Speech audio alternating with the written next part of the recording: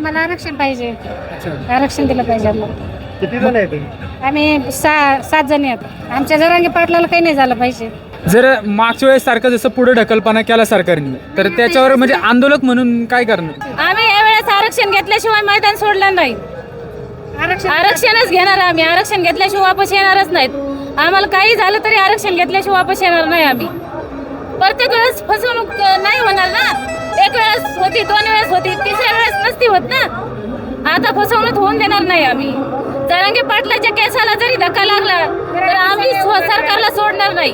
म्हणजे आपण जसं बघतोय की सरकारला म्हणजे ह्या वेळेस ते मागच्या वेळेस सारखं बळी पडणार नाहीयेत त्यांच्या कोणत्याही याला आश्वासनांना. पहिला कसं केलं, वाशीमधूनच त्यांनी आम्हाला वापस लावलं ना, तिथंच थांबायला लावलं. आरक्षण देतो म्हणून लिहून दिलं, परत नंतर आम्हाला हेच नाही केलं ना. आतापर्यंत 2 वर्ष होत आले ना. आता शिंदे साहेबने शिवाजी महाराजाची शपथ खाऊन त्याचे शब्दाला राहिले नाहीत ते. तर हे शब्द तर जागले पाहिजेत ना. आरक्षणच पाहिजे आम्हाला हक्काचं.